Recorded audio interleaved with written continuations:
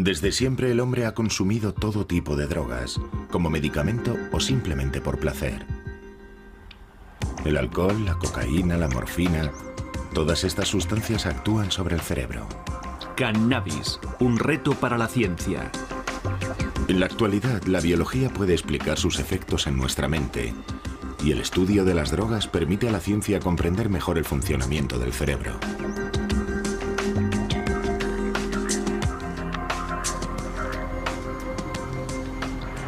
El cannabis es la droga más consumida en todo el mundo, y para los científicos se ha convertido en una herramienta que les ayuda a explorar el cerebro, un útil tan inesperado como valioso.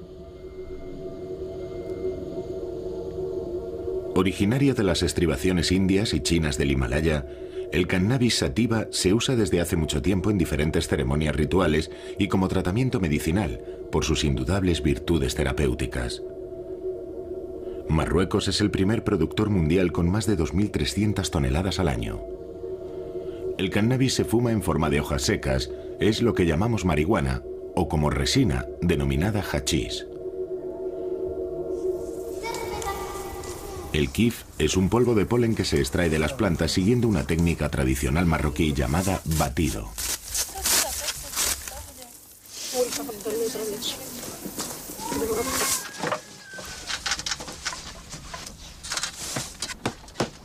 En la actualidad, el cannabis se ha convertido en la droga ilegal más extendida del mundo y más de 160 millones de personas la consumen. Sin embargo, el estudio del cannabis ha permitido a científicos como Daniel Piomeli descubrir un sistema esencial para el funcionamiento del cerebro, un sistema del que nadie conocía su existencia hasta hace tan solo unos años. Ahora sabemos mucho más que hace solo 10 años, claro está. Pero aún hay unos cuantos puntos negros. No puedo darle cifras exactas, pero creo que una forma de describir la situación actual es decir que ahora sabemos del cannabis lo que hace 30 años sabíamos de transmisores como la serotonina o la dopamina. Creo que estamos en un momento maravilloso donde comenzamos a descubrir lo importante que es todo esto, y eso resulta tremendamente emocionante. Sin embargo, todavía no comprendemos el funcionamiento del sistema al completo. Sin las ratas y los ratones de laboratorio, jamás habríamos descubierto el efecto de las drogas en los seres humanos. Compartimos un gran número de genes con estos animales y las drogas desencadenan las mismas tempestades en sus cerebros. De hecho, la humanidad tiene una gran deuda moral con estos animalitos.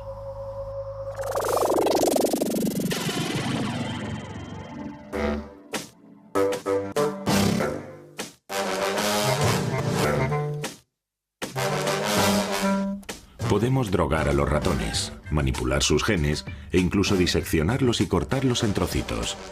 Es la triste pero necesaria rutina de los laboratorios que comparan el estado de ratas drogadas o genéticamente modificadas con las de las ratas de control o normales.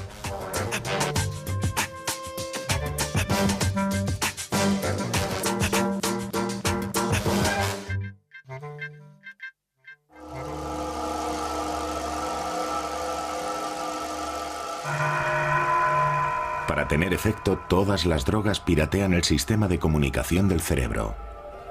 Nuestro cerebro pasa la mayor parte del tiempo charlando consigo mismo. Su buen funcionamiento depende de un diálogo incesante entre nuestros 100.000 millones de células nerviosas.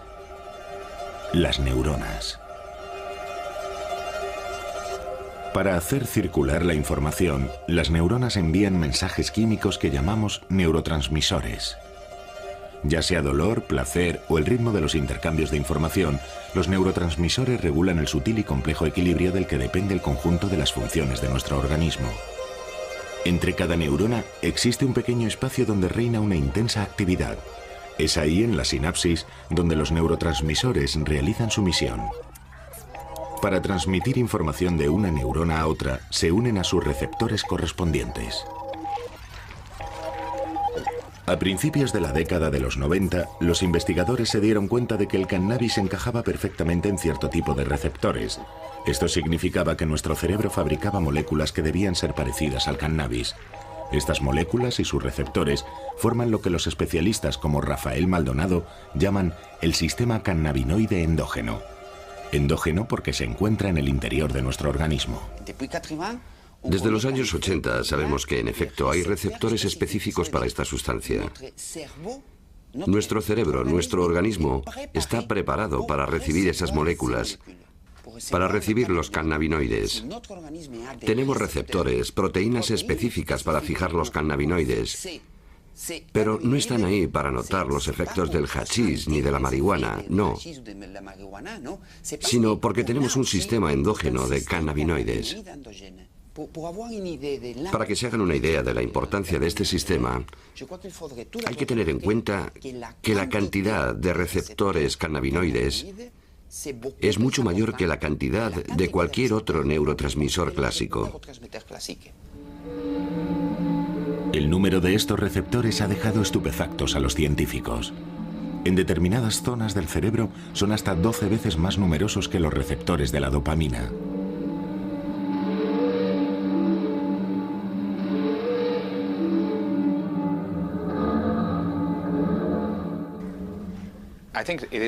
Creo que ya nadie duda de que el sistema cannabinoide cumple una importante función en el cerebro, una función de la que no sabíamos nada hace tan solo 5 años.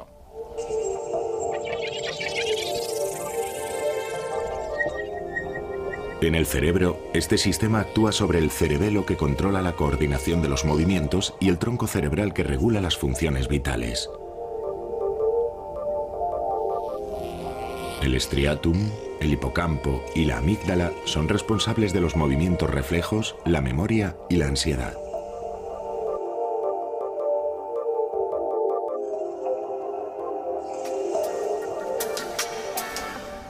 Una vez identificados los receptores, los científicos se han concentrado en el estudio de esas moléculas parecidas al cannabis que produce nuestro organismo. Todo esto es lo mismo que decir que se lanzaron a explorar una verdadera terra incógnita del cerebro.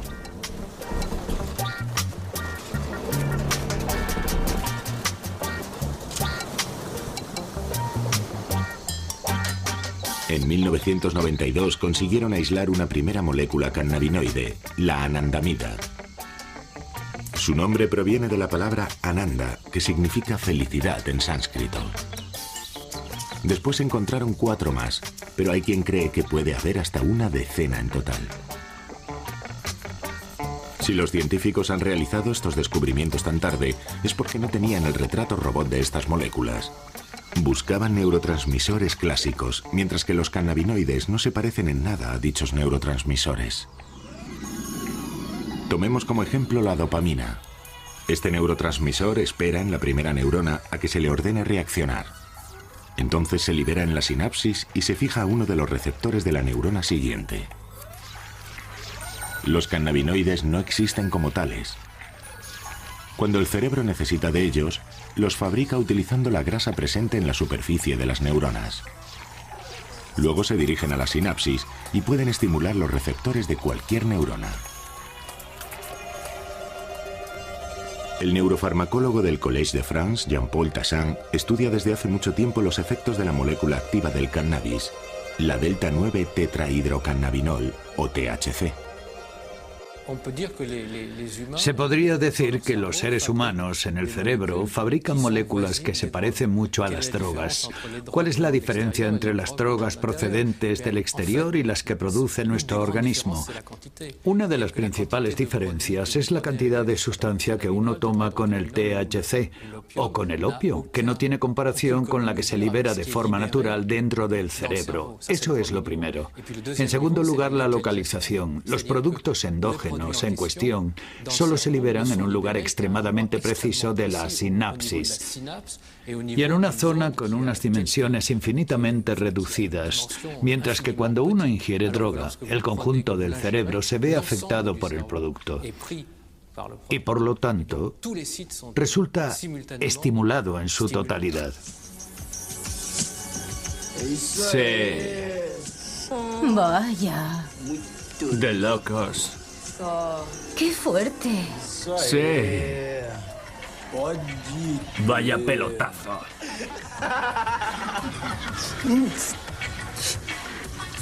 ¡Qué fuerte! Sí. Lo único que hace el porro es activar el sistema cannabinoide endógeno. Por lo tanto, todo aquello controlado por ese sistema se verá afectado. Bajo el efecto del cannabis, los fumadores sienten euforia. Algunos dolores y angustias desaparecen, la sensibilidad a los colores y a los sonidos se afina, la memoria de los acontecimientos recientes se debilita, los movimientos se ralentizan, el apetito se estimula. La intensidad y los efectos no se pueden comparar con los de la cocaína o la heroína, por eso el cannabis ha recibido el apelativo de droga blanda. No existen efectos físicos graves. Aunque el cannabis tiene un efecto psicotrópico, este no es muy importante. Por eso no es de extrañar que haya defensores del cannabis, igual que hay detractores. Se trata de un tema sobre el que podemos debatir, porque en realidad los dos bandos, las dos opciones tienen algo de razón en sus planteamientos.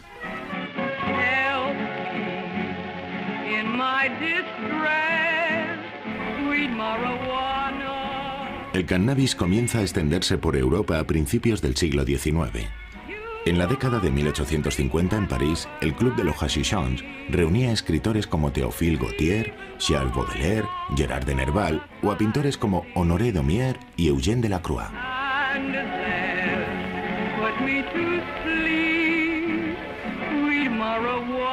El consumo popular del cannabis se inició realmente a principios del siglo XX en Estados Unidos y en los países cercanos a México.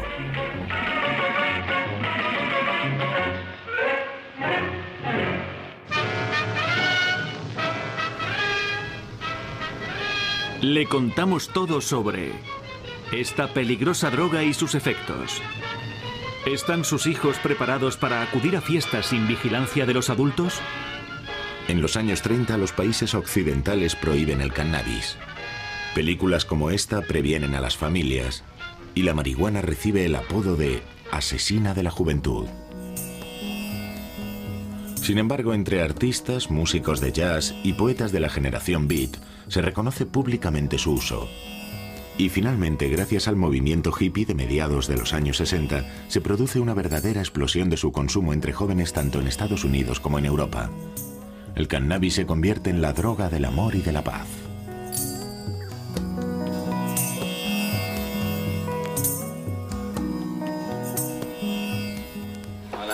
La verdad es que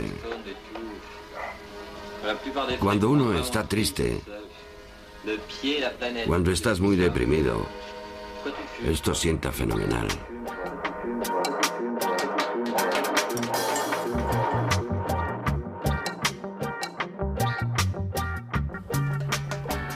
A finales de los años 60, las canciones de Bob Marley y el movimiento Rasta reivindican el uso de la ganja, el nombre jamaicano de la marihuana.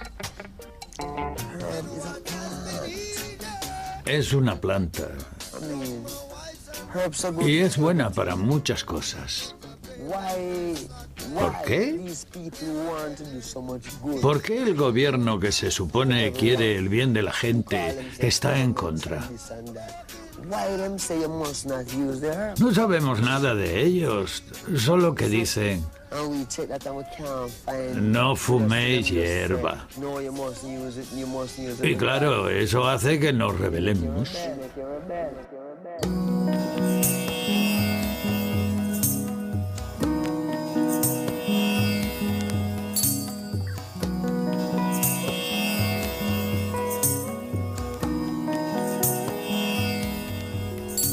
Se calcula que el 4% de la población mundial fuma cannabis.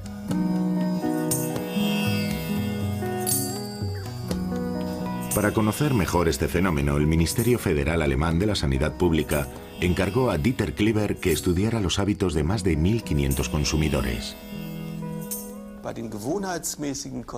Entre los consumidores regulares, parece que se crean de forma relativamente clara 3 subgrupos que hacen posible una clasificación. Primero, hay un grupo al que llamamos consumidores individuales que consumen cannabis para relajarse después de un día de trabajo. Suelen hacerlo solos, mientras escuchan música o leen. Este primer grupo se distingue claramente de lo que llamamos los consumidores de tiempo libre, que consumen con bastante frecuencia en compañía de otros y durante las fiestas, en las discotecas, pero nunca lo hacen cuando están solos. Sin embargo, el grupo más interesante es el tercero, y a él pertenecen todos aquellos consumidores crónicos y de larga duración, los que no solo han comenzado a consumir antes, sino que además son generalmente más jóvenes y su nivel de dependencia es la más elevada, con un 28%. En conclusión, pensamos que la dependencia entre los consumidores de cannabis puede aparecer bajo la forma de una dependencia psíquica. Sin embargo, si comparamos las cifras, esto resulta bastante excepcional, ya que solo concierne a un 2% del conjunto de los consumidores de cannabis, y sobre todo a aquellos que ya eran vulnerables y que quizá presentaban problemas previos de adaptación o alteraciones psíquicas.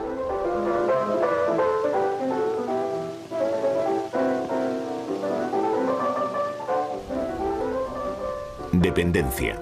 Esa es la gran palabra a tener en cuenta. Además, el cannabis posee un punto en común con todas las drogas. Provoca en el cerebro un aumento de la dopamina, un neurotransmisor que está implicado en la sensación de placer.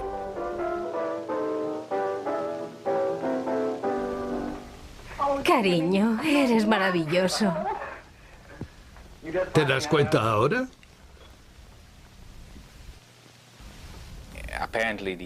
Según parece, solo la perspectiva de consumir drogas cannabinoides ya estimula la liberación de dopamina. Las terminaciones que desembocan en el núcleo accumbens provocan la secreción de esta dopamina. Esto es muy importante porque el núcleo accumbens es una región del cerebro que participa en el control del deseo de comer o de consumir drogas.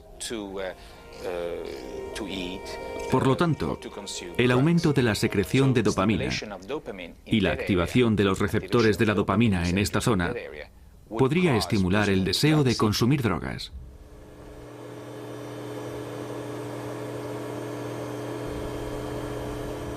En el laboratorio de Rafael Maldonado se estudian las propiedades adictivas del cannabis en los ratones.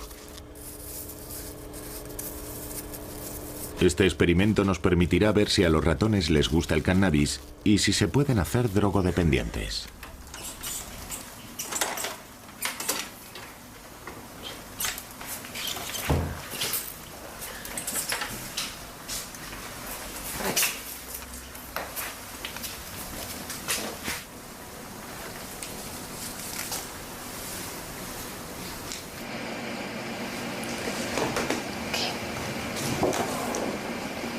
Este es el paradigma de condicionamiento de plaza, donde tenemos un compartimento que el primer día, en la fase del pretest, pueden explorar libremente los dos compartimentos. Entonces es para ver que no hay una preferencia inicial por ninguno de los dos compartimentos. Entonces a partir de ahí empiezan las fases de condicionamiento, donde se asigna un compartimento a la droga y el otro compartimento al salino, que no es ni reforzante ni aversivo. Entonces, si la droga ha sido reforzante el día del test, los ratones pasarán más tiempo en el compartimento asociado a la droga. Si ha sido aversivo, pasarán más tiempo en el compartimento no asociado a la droga. Y cuando se les inyecta cannabis, los ratones pasan más tiempo en el compartimento negro, señal de que les gusta. Pero para medir el grado de dependencia en los humanos, los médicos e investigadores acuden al manual de referencia para diagnosticar los problemas mentales, el DSM-4. Este sistema, el DSM-4, permite definir los criterios de la ansiedad, la depresión, la esquizofrenia o la dependencia. Si somos muy estrictos en la utilización del sistema, se puede decir que sí, que el cannabis cumple los criterios necesarios para inducir una dependencia. Pero si hablamos de dependencia física, no obtenemos el mismo resultado, es decir, que el consumo en los humanos no provoca una dependencia física en el sentido de que no ocurre nada importante a nivel físico si un consumidor deja de tomar cannabis. Por lo tanto, no hay dependencia física, pero ¿puede llevar a un consumo abusivo y a una pérdida del control del consumo? Sí, desde luego. Solo los fumadores crónicos presentan síntomas físicos cuando dejan el cannabis. Esas señales se deben a modificaciones en los receptores cannabinoides, cambios que se cree son irreversibles. Si un sujeto que ha fumado durante muchos años importantes cantidades de marihuana deja de consumir de repente, durante varias semanas e incluso un mes después, presentará síntomas de depresión, ansiedad, falta de apetito e irritabilidad. La irritabilidad es uno de los síntomas más llamativos. Y esto es interesante porque hay estudios en los que se demuestra que si se suministra a estas personas un poco de THC, solo un poco del principio activo, no la droga, no marihuana, casi todos estos síntomas desaparecerán. Eso indica que el cuerpo se ha acostumbrado a una alta concentración de marihuana, adaptando el propio sistema a esa circunstancia, con lo que ahora siente necesidad de mantener los niveles habituales. Cada vez son más los fumadores que buscan ayuda médica.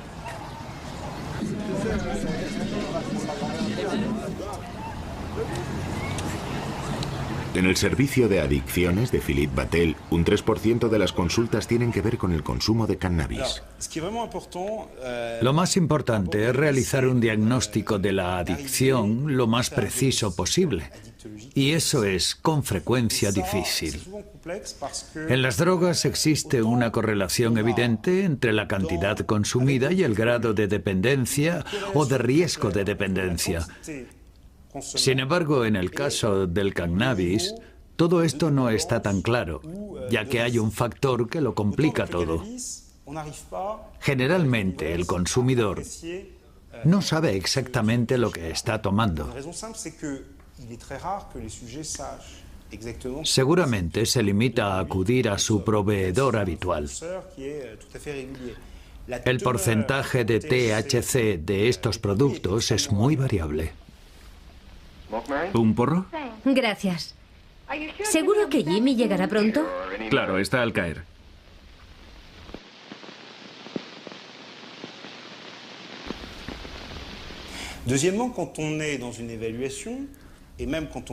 Además, cuando hacemos nuestros estudios y le pedimos al sujeto que anote todos los días lo que fuma, el individuo tiene muchas dificultades porque el cannabis altera la memoria reciente. También hay que tener en cuenta que a veces se comparten los porros, con lo que todo se complica más. Si queremos descubrir el grado de dependencia de un sujeto, también es difícil porque los individuos tienden a minimizar las consecuencias. Y no lo hacen de mala fe, sino porque no tienen la capacidad cerebral, cognitiva, de reconocer que tienen un problema. Por ejemplo, el sujeto dirá, fumo porque hace que me sienta mejor con mis amigos. Bien, si sigues preguntando, si quieres profundizar más, te dirá, cuando fumo demasiado, siento angustia. Me sale la paranoia del fumador que convierte a mis amigos en desconocidos, en gente que puede hacerme daño.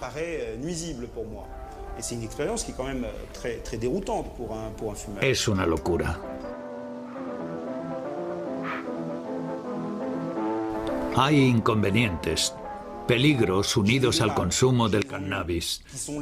Esos inconvenientes ayudarán al sujeto a tomar la decisión de dejar de fumar. Y ahí es cuando el paciente debe decidirse, ¿lo dejo o sigo como hasta ahora? El mismo sujeto verá cuáles son los inconvenientes y hará que la balanza se incline de un lado o de otro.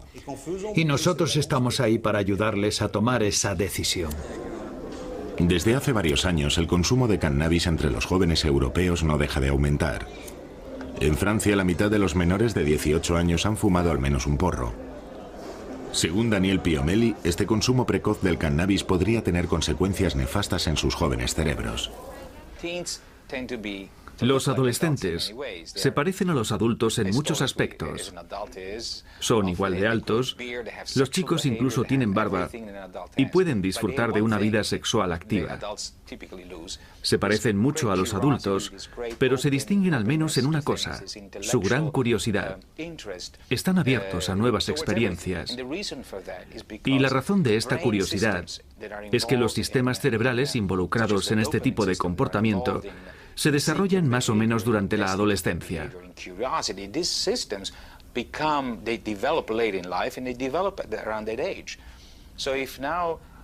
Así que si esos sistemas se activan de forma inapropiada cuando aún están en desarrollo,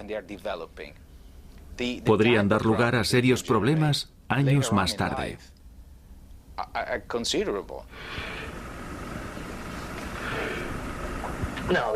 Tienes que aspirar e intentar retener el humo, todo lo que puedas en los pulmones.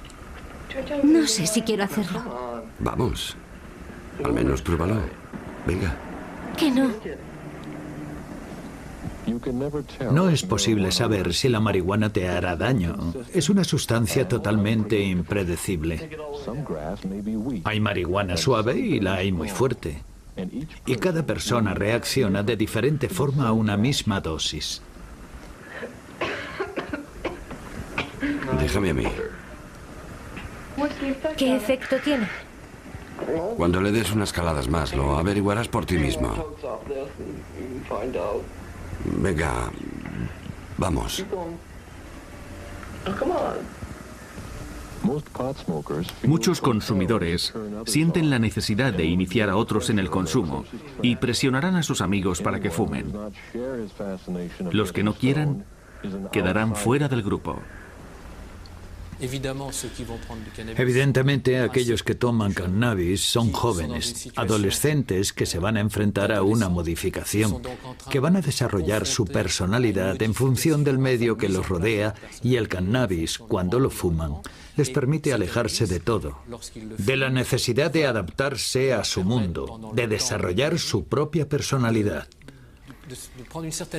Puede ser ventajoso si se consume de forma moderada, ya que favorece el descanso, entre comillas.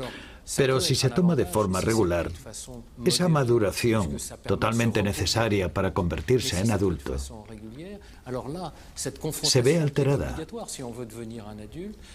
incluso deformada por el cannabis.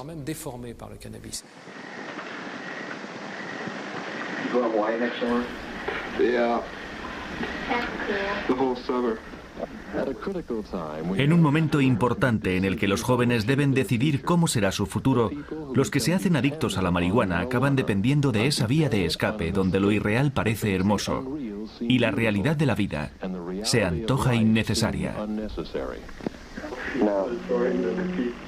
Vamos, despierta. Si hubiera que poner un límite, este sería a partir del momento en que el adolescente comienza a fumar por la mañana. Es decir, que fuma ya al comienzo de la jornada, cuando le van a pasar todas las cosas. Creo que a partir de ese momento se puede decir que habría que prestarle mucha atención, porque podría estar en peligro. Si se fracasa en esto, la siguiente tragedia quizás sea la de su hija, o su hijo, o sus hijos, o los suyos. Hablen con sus hijos. Si le dices a un adolescente que si fuma un porro se va a hacer adicto y que luego se pinchará heroína, le estás mintiendo. Decir eso sería un gran error porque no es cierto. Y hay muchos elementos que así lo demuestran.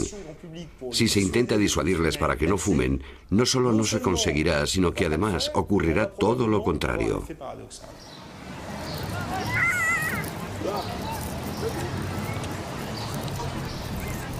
En altas dosis, el cannabis puede provocar una dependencia psicológica, aunque no física. Entonces, ¿cómo prevenir el uso de una droga cuyos efectos, según los científicos, no son graves? Yo estoy en contra del consumo del cannabis, es algo que hay que evitar. Pero hay que hacerlo teniendo en cuenta dos aspectos. Primero, la prudencia y segundo, no hay que olvidar que el 50% de los adolescentes lo fuman. Y ese 50% de adolescentes no se encuentran en grave peligro por culpa del cannabis. Esto es así. Y si empezamos mintiendo, nos equivocaremos porque en un tema como este de sanidad pública no podemos lanzar mensajes falsos con vistas a la prevención. Si queremos que los adolescentes nos escuchen, hay que empezar por no mentirles, echando mano de datos científicos falseados. ¿Quieres probar? Es barato, se llama Bubble Light. ¿Bubble Light? Tiene un sabor fuerte, estupendo. Cuando digo que solo fuman los adolescentes, estoy exagerando. Sin embargo, es una realidad epidemiológica, es decir, su consumo no deja de aumentar. Los jóvenes se suelen iniciar a la edad de 13 o 14 años, el consumo se incrementa hasta los 20 y a partir de ahí se produce una reducción considerable. Esto demuestra que no es un producto que genere una gran adicción, ya que vemos que se puede dejar sin dificultad. De hecho, esto suele suceder cuando el joven comienza una vida de adulto, con trabajo. En esos casos, el consumo se detiene o pasa a ser meramente recreativo y sin importancia.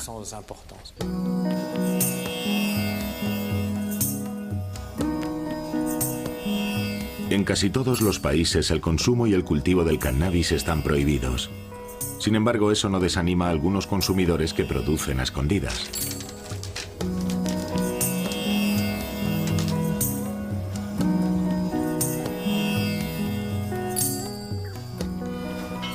Los Países Bajos fueron los primeros en incluir el concepto de drogas blandas en su legislación. El consumo no está considerado como una infracción y la compraventa del cannabis se realiza en los coffee shop. Todos los años, numerosos aficionados se reúnen en Ámsterdam para participar en la Cannabis Cup, una especie de campeonato para fumadores. Este es Double Bubble, 3 veces ganador de la Cannabis Cup.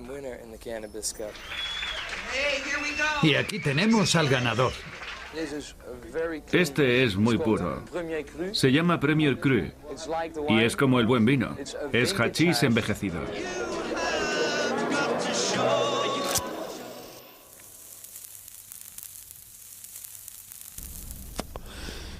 Sin embargo, estos últimos años se ha acusado al cannabis de desencadenar un gran problema psiquiátrico: la esquizofrenia.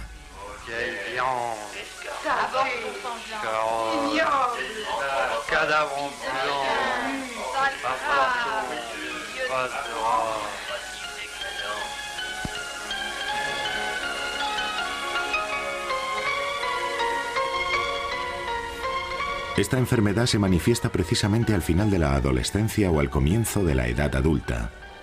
Se traduce por una pérdida de contacto con la realidad, la desintegración de la personalidad, ideas delirantes y alucinaciones.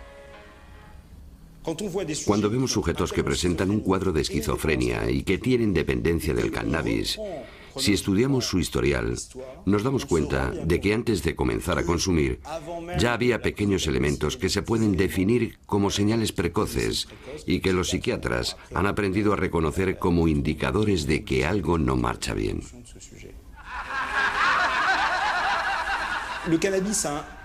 El cannabis tiene un efecto amplificador de un fenómeno que ya existía con antelación. Según parece, en un principio se malinterpretó la relación entre la esquizofrenia y el consumo de cannabis. Es un hecho que los esquizofrénicos son especialmente vulnerables a la toxicomanía. Además de tener dificultades con el alcohol y el tabaco, muchos consumen cannabis. Sí, los esquizofrénicos consumen mucho cannabis por razones que han sido bien estudiadas. El cannabis les permite experimentar un sentimiento de euforia o casi de placer que de otra forma no sentirían. Como sabrá, uno de los principales síntomas de la esquizofrenia es la incapacidad para sentir placer. Bien, pues el cannabis les proporciona ese placer. Además, el consumo de cannabis les obliga a mantener ciertas relaciones sociales, aunque sea solo con el fin de comprar la droga. El aislamiento es otro de los síntomas negativos de esta enfermedad. Así que podemos hacernos una idea, de forma un tanto esquemática, de que el consumo de cannabis en un esquizofrénico tiene efectos beneficiosos que sirven para luchar contra la propia enfermedad. Los esquizofrénicos podrían realizar un uso terapéutico del cannabis. Sin embargo, hay una cuestión que debemos abordar con relación a esta droga. Aunque ilegal en casi todo el mundo, posee propiedades terapéuticas bien conocidas.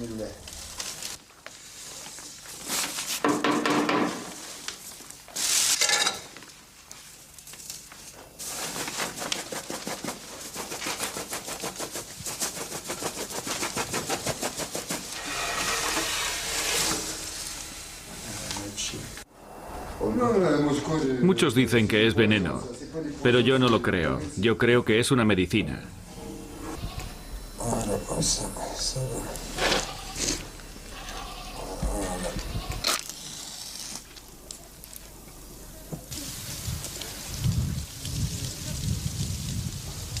El kiff mejor que el tabaco. Y siempre, de 50 años, yo fumar kiwi. El hachís hay que trabajarlo con mucho cuidado, de forma artesanal, para que no sea perjudicial para la salud. En otros tiempos, la gente fumaba kiff puro y gozaba de buena salud. En algunos países como Suiza, el consumo de cannabis y su cultivo están autorizados para usos medicinales. Soy de los primeros que comenzaron a cultivar cannabis en Suiza. Esto es un extractor de polen. Vamos a recuperar el polvo. Luego se hacen paquetes prensados para que sea más fácil de transportar y de dispensar a los enfermos.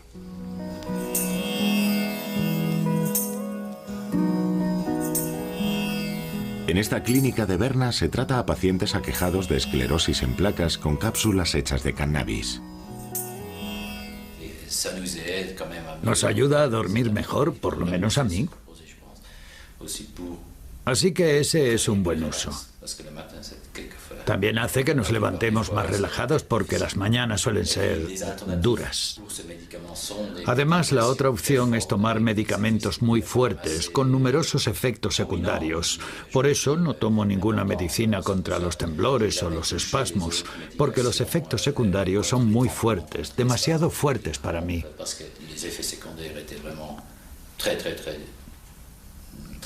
Sin embargo, con el cannabis no tengo ningún efecto secundario y espero que me ayude. Suiza es el único país donde se permite el uso médico del cannabis. Se cultivan 300 hectáreas de marihuana, aunque solo 40 están permitidas.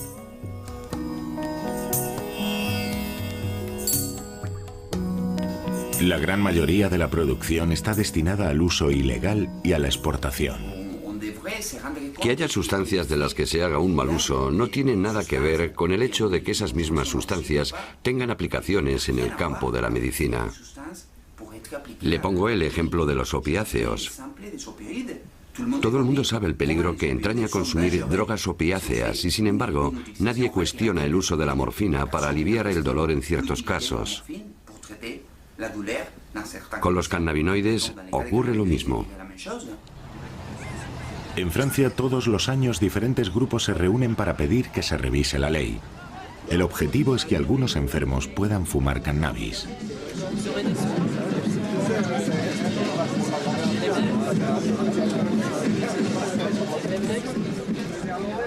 Tomo medicinas que tienen unos efectos secundarios muy fuertes y me he dado cuenta de que el cannabis me ayuda a suavizarlos.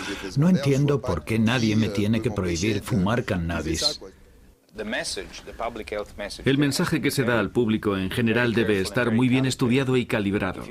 Si tienes un paciente que se está muriendo de cáncer y necesita marihuana, creo que no sería ético prohibir a ese paciente que tome lo que necesita solo por razones políticas. En Canadá, Australia y Europa, los enfermos de SIDA o cáncer ya pueden por fin fumar porros legalmente con el fin de aliviar el dolor o las náuseas.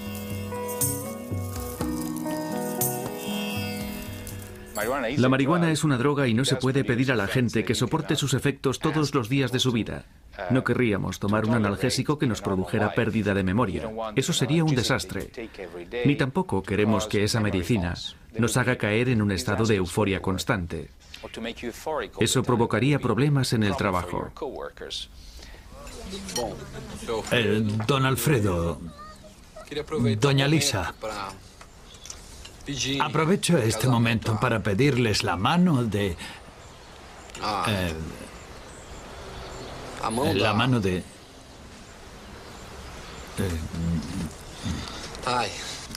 Natalia. Natalia. La droga te mata de vergüenza. No se trata de debatir si el consumo de cannabis es peligroso o no. Ese no es mi objetivo aquí. Yo considero el sistema cannabinoide endógeno como una gran base para el estudio y la creación de medicamentos nuevos. Creo que el dolor es una de las áreas en las que se podría aplicar el estudio de los cannabinoides. El problema es que un analgésico endocannabinoide produciría efectos secundarios, entre ellos euforia, desorientación y pérdida de memoria producida por el THC. El problema del cannabis es que invade todo el cerebro y estimula todos los receptores.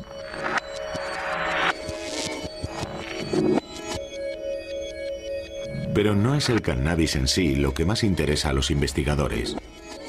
Se ha constatado que también existen receptores cannabinoides fuera del cerebro, en el sistema digestivo, en los órganos genitales, en los músculos y sobre todo en las fibras nerviosas que regulan el dolor. Por lo tanto, los investigadores quieren encontrar la forma de actuar únicamente sobre estos receptores. En particular, sobre el más conocido, la anandamida.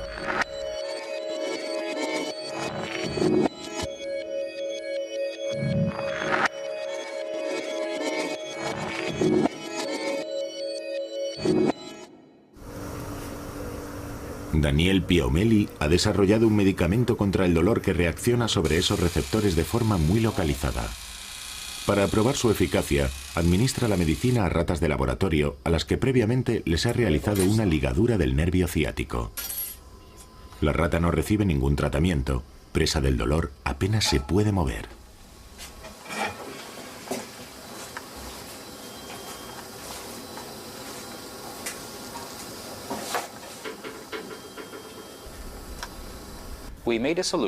Hicimos un preparado y lo aplicamos en la zona como si fuera un gel o una crema que puedan usar las personas que padezcan de ciática o artritis. El resultado fue una gran sorpresa, porque los animales que recibieron el tratamiento con el medicamento cannabinoide se comportaban como si no sintieran ningún dolor. Las ratas tratadas se comportaban como si no tuvieran ningún problema.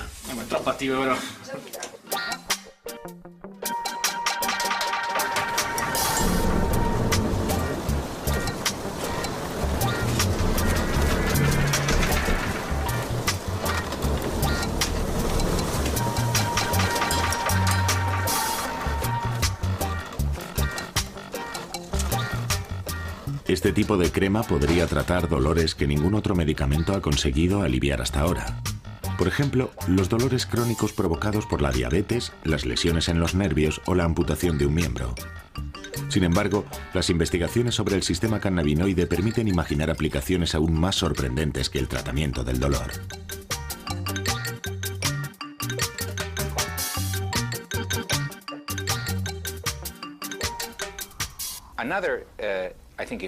Otras enfermedades que quizá puedan tratarse con los cannabinoides son la ansiedad y la depresión.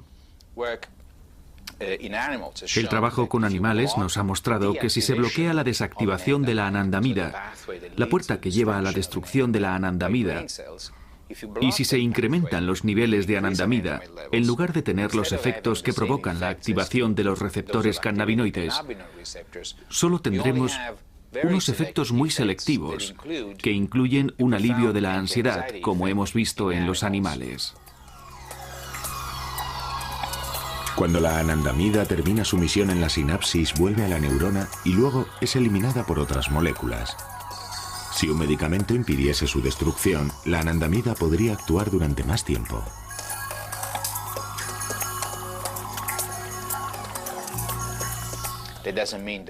Eso no quiere decir que vaya a funcionar con las personas de la misma manera, pero es un comienzo y ahora podemos desarrollar nuevos compuestos que esperemos acaben desembocando en medicamentos contra la ansiedad válidos para los humanos.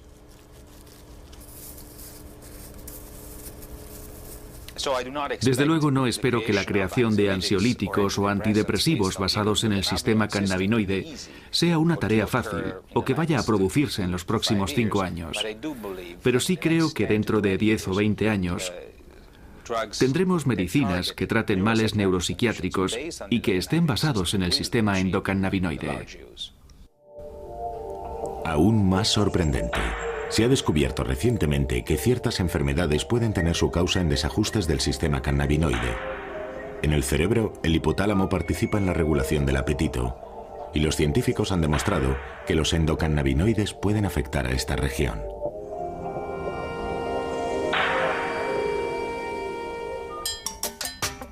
Esta propiedad podría servir para curar la obesidad. Una empresa farmacéutica está a punto de lanzar al mercado un nuevo tratamiento contra la obesidad inspirado en la ciencia del cannabis.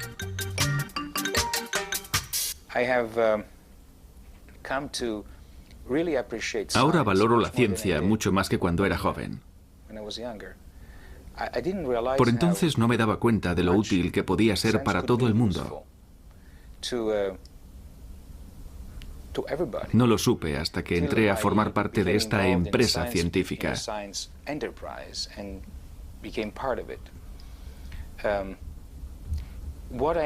También he comenzado a comprender que el fin último de la ciencia es la comprensión de la humanidad para, de esta manera, ayudar a los demás, sobre todo en el caso de la medicina. Y ese saber debe transmitirse a todo el mundo. Debe desembocar en una toma de conciencia colectiva, porque si esta no se produce, jamás calará en la clase política. Y sin el apoyo de los políticos, los descubrimientos realizados en los laboratorios no se tendrán en cuenta cuando se tomen decisiones de salud pública, porque en definitiva de eso es de lo que se trata.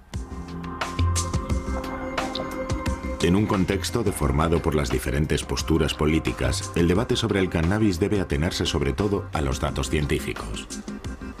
Los trabajos de laboratorio, aún poco conocidos por el gran público, podrían modificar profundamente nuestra visión de esta droga.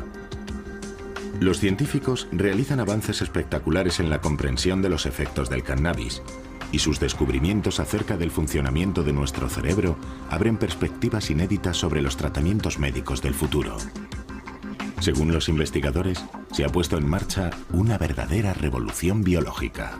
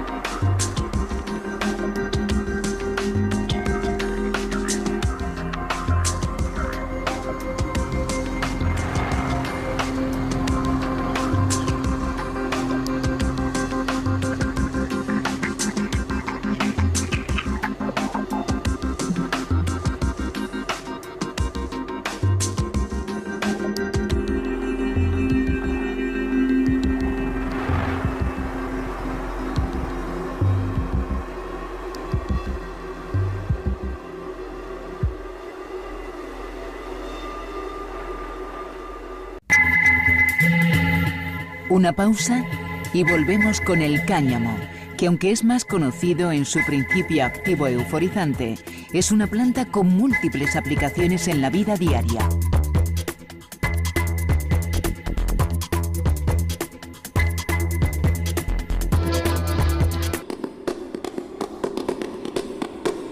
En función del medio que los rodea, y el cannabis, cuando lo fuman, les permite alejarse de todo, de la necesidad de adaptarse a su mundo, de desarrollar su propia personalidad. Puede ser ventajoso si se consume de forma moderada, ya que favorece el descanso, entre comillas. Pero si se toma de forma regular, esa maduración, totalmente necesaria para convertirse en adulto, se ve alterada, incluso deformada por el cannabis.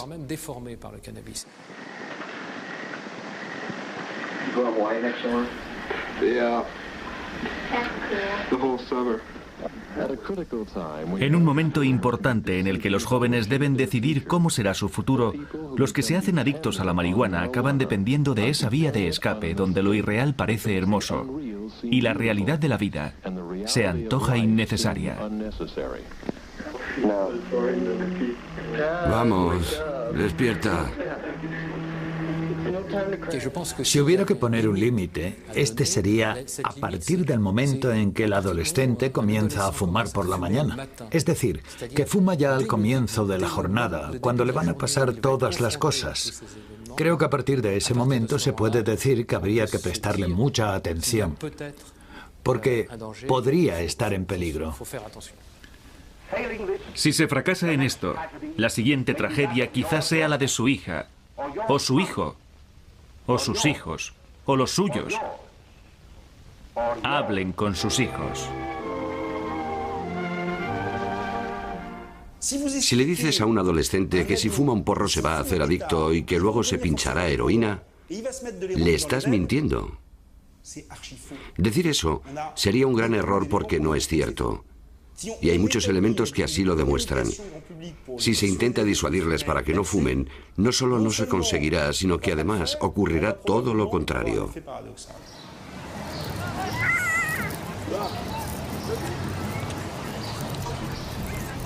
En altas dosis, el cannabis puede provocar una dependencia psicológica, aunque no física. Entonces, ¿cómo prevenir el uso de una droga cuyos efectos, según los científicos, no son graves?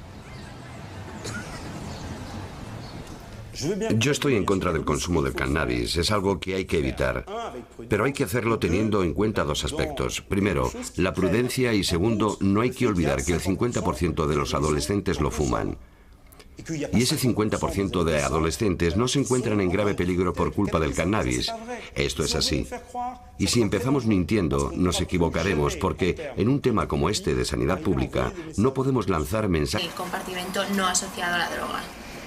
Y cuando se les inyecta cannabis, los ratones pasan más tiempo en el compartimento negro, señal de que les gusta.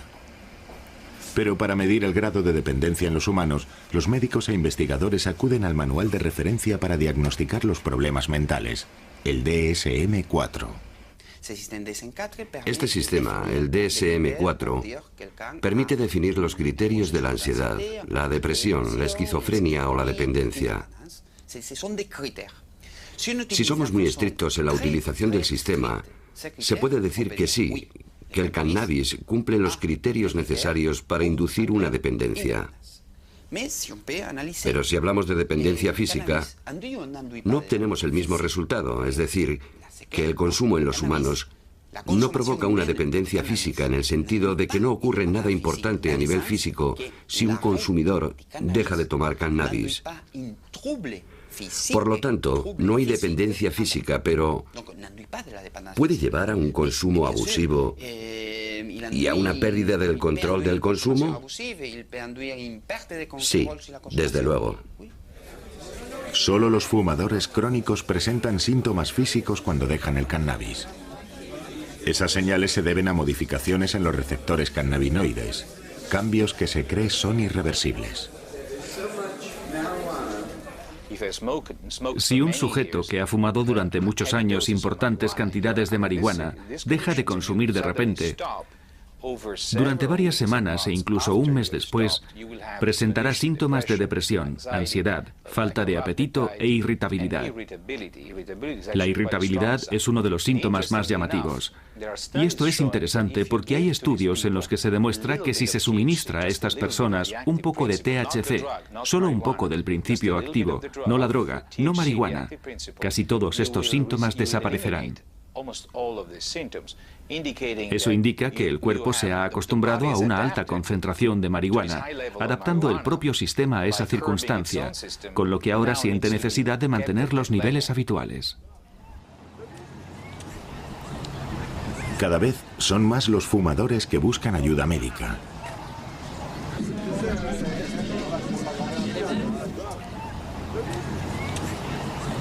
En el servicio de adicciones de Philippe Battel, un 3% de las consultas tienen que ver con el consumo de cannabis. Lo más importante es realizar un diagnóstico de la adicción lo más preciso posible. Y eso es, con frecuencia, difícil. En las drogas existe una correlación evidente entre la cantidad consumida y el grado de dependencia o de riesgo de dependencia. El hipocampo y la amígdala son responsables de los movimientos reflejos, la memoria y la ansiedad.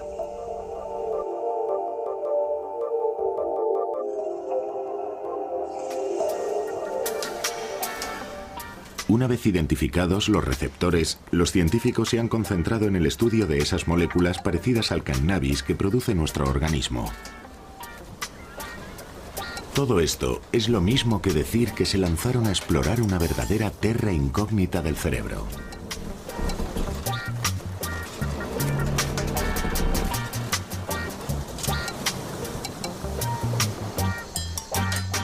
En 1992 consiguieron aislar una primera molécula cannabinoide, la anandamida. Su nombre proviene de la palabra ananda, que significa felicidad en sánscrito. Después encontraron 4 más, pero hay quien cree que puede haber hasta una decena en total. Si los científicos han realizado estos descubrimientos tan tarde, es porque no tenían el retrato robot de estas moléculas. Buscaban neurotransmisores clásicos, mientras que los cannabinoides no se parecen en nada a dichos neurotransmisores. Tomemos como ejemplo la dopamina. Este neurotransmisor espera en la primera neurona a que se le ordene reaccionar. Entonces se libera en la sinapsis y se fija a uno de los receptores de la neurona siguiente. Los cannabinoides no existen como tales. Cuando el cerebro necesita de ellos, los fabrica utilizando la grasa presente en la superficie de las neuronas.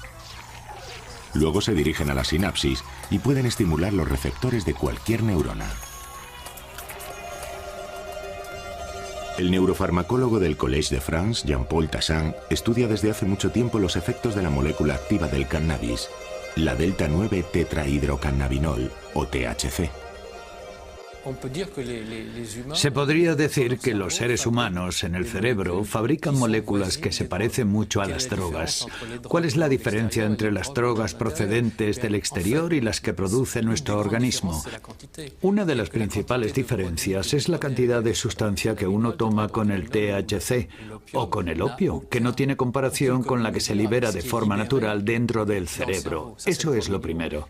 En segundo lugar, la localización. Los productos endógenos en cuestión solo se liberan en un lugar extremadamente preciso de la sinapsis y en una zona con unas dimensiones infinitamente reducidas, mientras que cuando uno ingiere droga, el conjunto del cerebro se ve afectado por el producto y por lo tanto resulta estimulado en su totalidad. Sí. Vaya. De loco. En los años 60 se produce una verdadera explosión de su consumo entre jóvenes tanto en Estados Unidos como en Europa. El cannabis se convierte en la droga del amor y de la paz.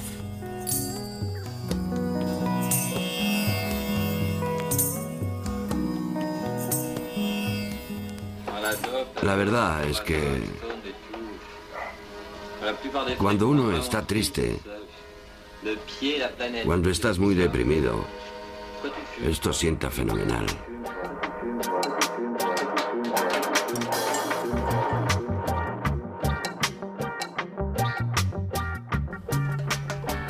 A finales de los años 60, las canciones de Bob Marley y el movimiento Rasta reivindican el uso de la ganja, el nombre jamaicano de la marihuana.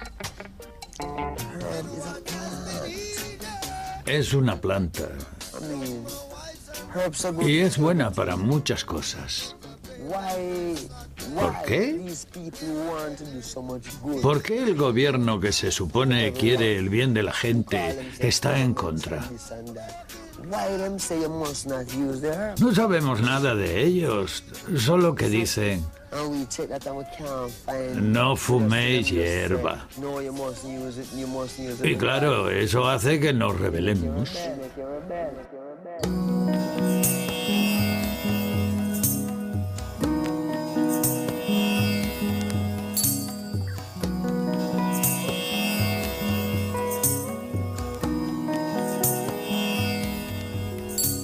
Se calcula que el 4% de la población mundial fuma cannabis.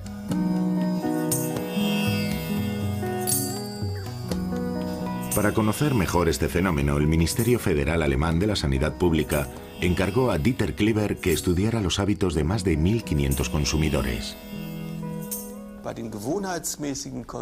Entre los consumidores regulares, parece que se crean de forma relativamente clara 3 subgrupos que hacen posible una clasificación. Primero, hay un grupo al que llamamos consumidores individuales, que consumen cannabis para relajarse después de un día de trabajo. Suelen hacerlo solos, mientras escuchan música o leen. Este primer grupo se distingue claramente de lo que llamamos los consumidores de tiempo libre, que consumen con bastante frecuencia en compañía de otros y durante las fiestas, en las discotecas, pero nunca lo hacen cuando están solos. Sin embargo, el grupo más interesante es el tercero. Dosis. Déjame a mí. ¿Qué efecto tiene? Cuando le des unas caladas más, lo averiguarás por ti mismo. Venga, vamos. Muchos consumidores sienten la necesidad de iniciar a otros en el consumo y presionarán a sus amigos para que fumen. Los que no quieran quedarán fuera del grupo. Evidentemente, aquellos que toman cannabis son jóvenes, adolescentes que se van a enfrentar a una modificación, que van a desarrollar su personalidad en función del medio que los rodea, y el cannabis, cuando lo fuman, les permite alejarse de todo, de la necesidad de adaptarse a su mundo, de desarrollar su propia personalidad. Puede ser ventajoso si se consume de forma moderada, ya que favorece el descanso, entre comillas. Pero si se toma de forma regular, esa maduración, totalmente necesaria para convertirse en adulto, se ve alterada, incluso deformada por el cannabis.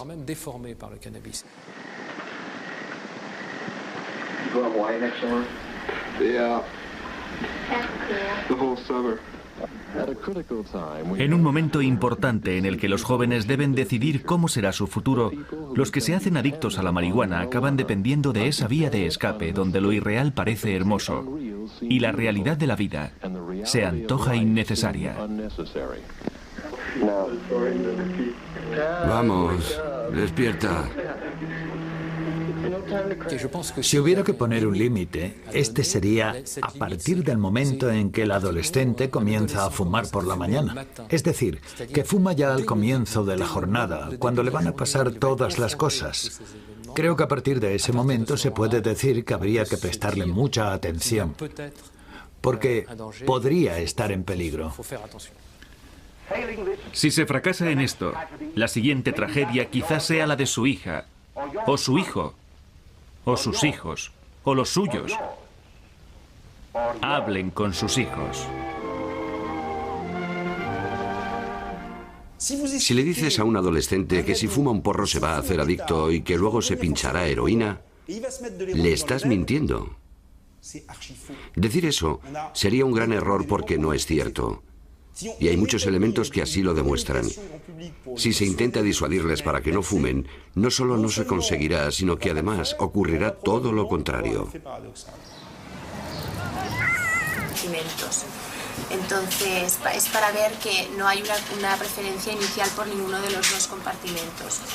Entonces, a partir de ahí empiezan las fases de condicionamiento, donde se asigna un compartimento a la droga y el otro compartimento al salino, que no es ni reforzante ni aversivo.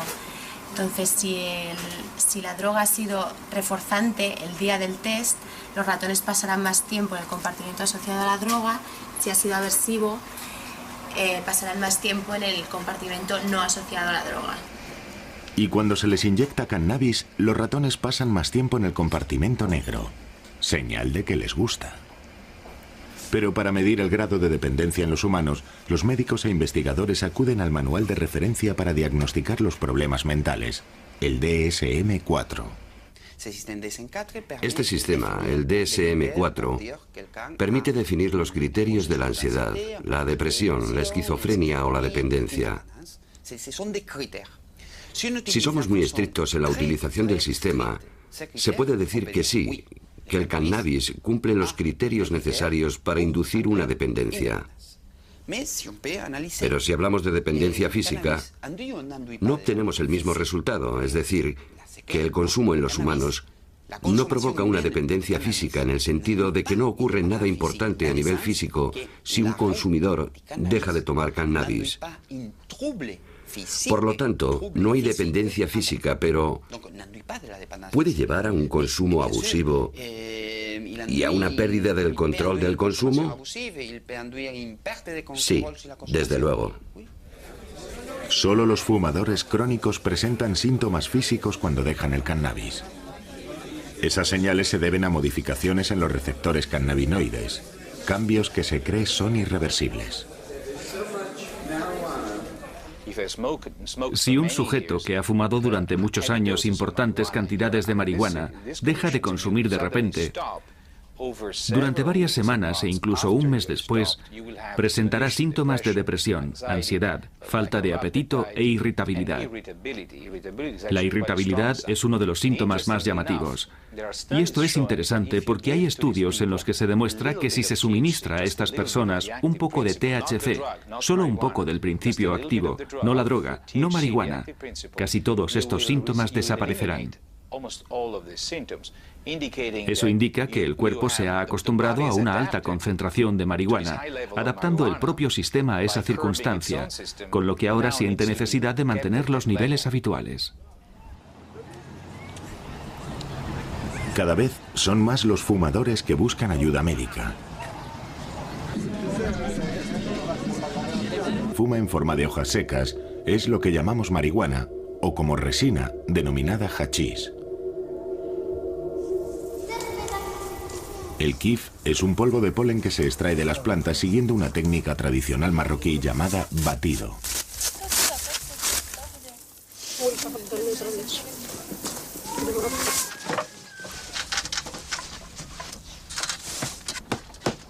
En la actualidad, el cannabis se ha convertido en la droga ilegal más extendida del mundo y más de 160 millones de personas la consumen.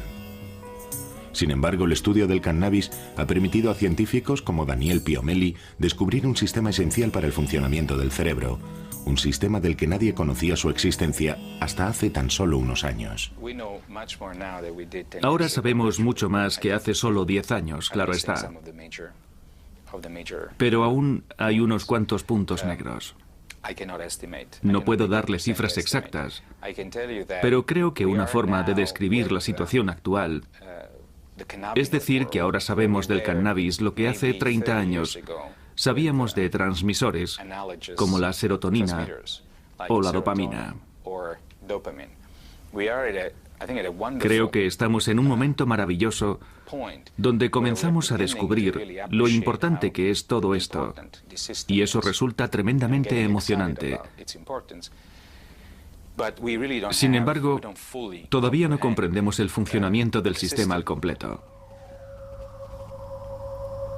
Sin las ratas y los ratones de laboratorio, jamás habríamos descubierto el efecto de las drogas en los seres humanos. Compartimos un gran número de genes con estos animales y las drogas desencadenan las mismas tempestades en sus cerebros. De hecho, la humanidad tiene una gran deuda moral con estos animalitos.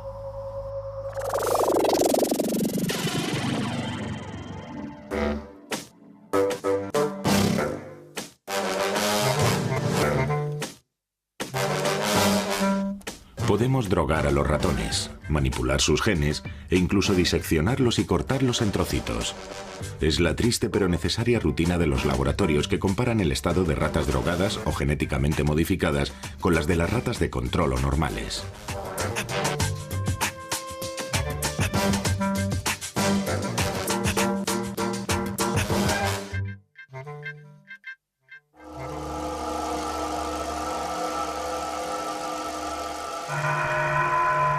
Para tener efecto, todas las drogas piratean el sistema de comunicación del cerebro. Nuestro cerebro pasa la mayor parte del tiempo charlando consigo mismo. Su buen funcionamiento depende de un diálogo incesante entre nuestros 100.000 millones de células.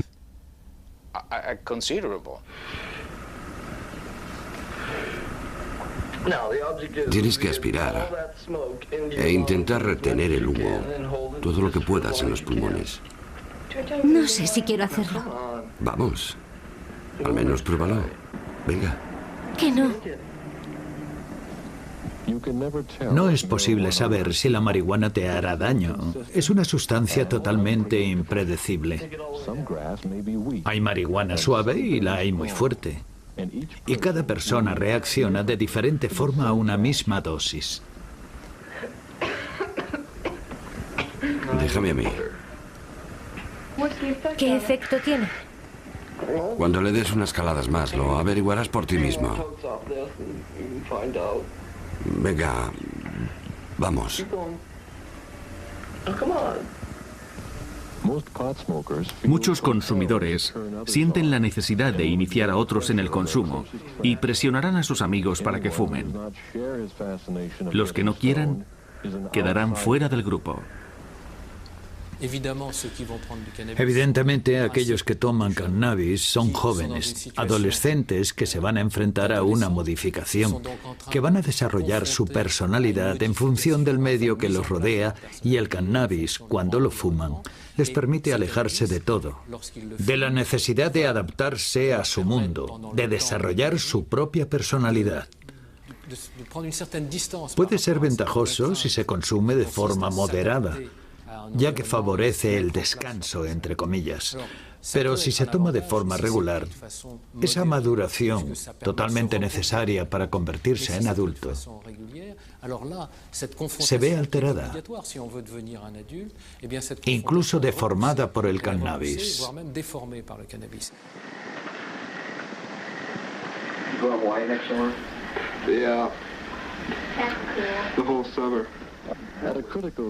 En un momento importante en el que los jóvenes deben decidir cómo será su futuro, los que se hacen adictos a la marihuana acaban dependiendo de esa vía de escape donde lo irreal parece hermoso y la realidad de la vida se antoja innecesaria.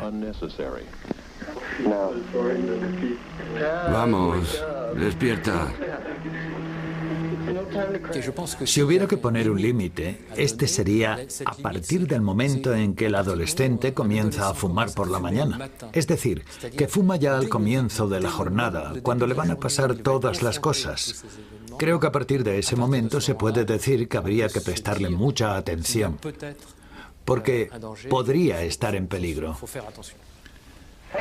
Si se fracasa en esto, la siguiente tragedia quizás sea la de... Si empezamos mintiendo, nos equivocaremos, porque en un tema como este de sanidad pública no podemos lanzar mensajes falsos con vistas a la prevención. Si queremos que los adolescentes nos escuchen, hay que empezar por no mentirles, echando mano de datos científicos falseados. ¿Quieres probar? Es barato, se llama Babel Light. ¿Babel Light? Tiene un sabor fuerte, estupendo.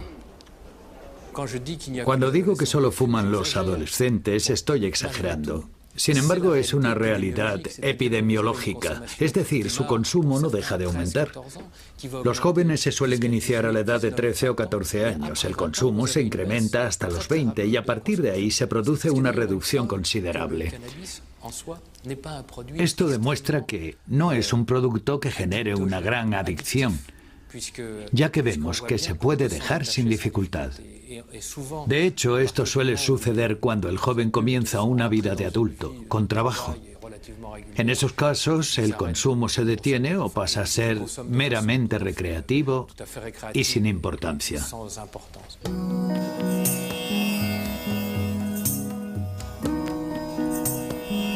En casi todos los países el consumo y el cultivo del cannabis están prohibidos. Sin embargo, eso no desanima a algunos consumidores que producen a escondidas.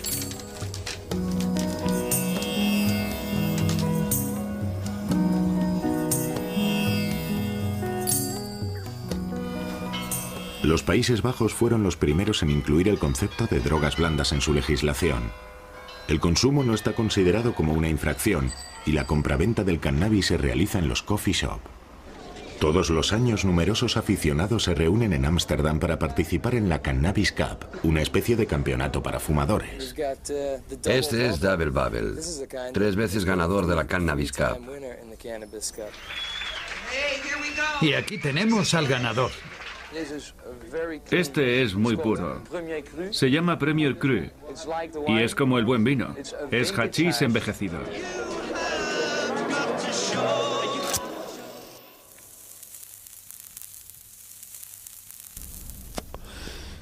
Sin embargo, estos últimos años se ha acusado al cannabis de desencadenar un gran problema psiquiátrico: la esquizofrenia.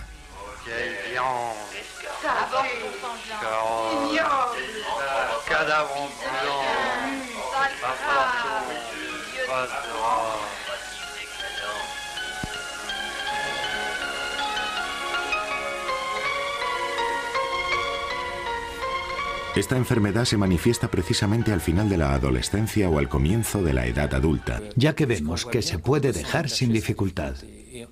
De hecho, esto suele suceder cuando el joven comienza una vida de adulto, con trabajo. En esos casos, el consumo se detiene o pasa a ser meramente recreativo y sin importancia.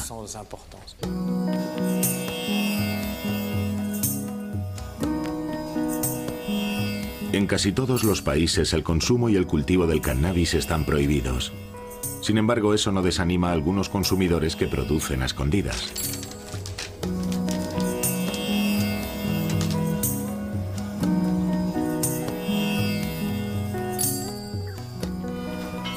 Los Países Bajos fueron los primeros en incluir el concepto de drogas blandas en su legislación. El consumo no está considerado como una infracción y la compraventa del cannabis se realiza en los coffee shop. Todos los años numerosos aficionados se reúnen en Ámsterdam para participar en la Cannabis Cup, una especie de campeonato para fumadores. Este es Double Babel, 3 veces ganador de la Cannabis Cup. Y aquí tenemos al ganador. Este es muy puro. Se llama Premier Cru y es como el buen vino. Es hachís envejecido.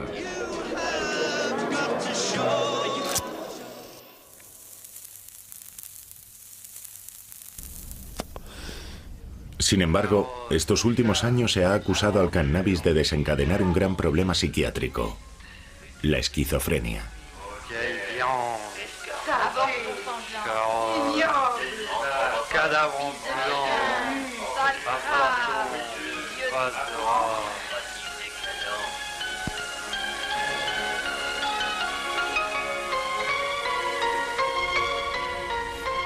Esta enfermedad se manifiesta precisamente al final de la adolescencia o al comienzo de la edad adulta.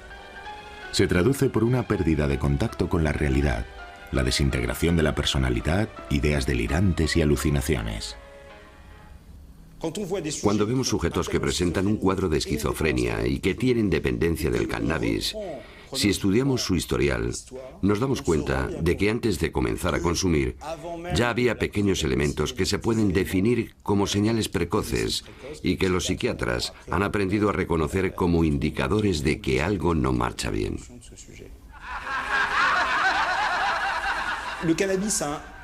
El cannabis tiene un efecto amplificador de un fenómeno que ya existía con antelación. Según parece, en un principio se malinterpretó la relación entre la esquizofrenia y el consumo de cannabis. Es un hecho que los esquizofrénicos son especialmente vulnerables a la toxicomanía, además de tener dificultades con el alcohol y el tabaco, mucho de cannabinoides. Para que se hagan una idea de la importancia de este sistema, hay que tener en cuenta que la cantidad de receptores cannabinoides es mucho mayor que la cantidad de cualquier otro neurotransmisor clásico. El número de estos receptores ha dejado estupefactos a los científicos. En determinadas zonas del cerebro son hasta 12 veces más numerosos que los receptores de la dopamina.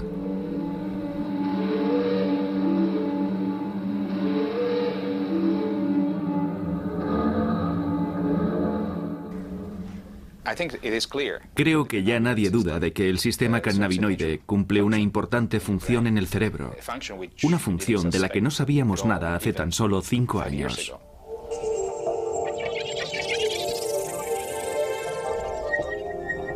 En el cerebro, este sistema actúa sobre el cerebelo que controla la coordinación de los movimientos y el tronco cerebral que regula las funciones vitales. El striatum, el hipocampo y la amígdala son responsables de los movimientos reflejos, la memoria y la ansiedad.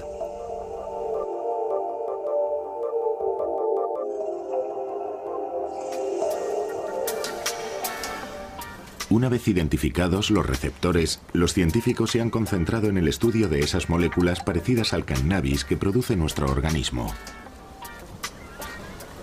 Todo esto es lo mismo que decir que se lanzaron a explorar una verdadera terra incógnita del cerebro.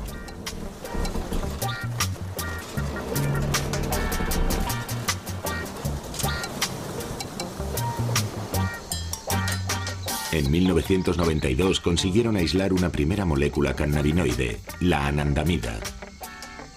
Su nombre proviene de la palabra ananda, que significa felicidad en sánscrito. Después encontraron 4 más, pero hay quien cree que puede haber hasta una decena en total. Si los científicos han realizado estos descubrimientos tan tarde, es porque no tenían el retrato robot de estas moléculas. Buscaban neurotransmisores clásicos, mientras que los cannabinoides no se parecen en nada a dichos neurotransmisores. Tomemos como ejemplo la dopamina. Este neurotransmisor espera en la primera neurona a que se le ordene reaccionar. Entonces se libera en la sinapsis y se fija a uno de los receptores de la neurona siguiente. Los cannabinoides no existen como tales. Cuando el cerebro necesita de ellos, los fabrica utilizando la grasa presente en la superficie de las neuronas. Luego se dirigen a la sinapsis y pueden estimular los receptores de cualquier neurona. El neurofármaco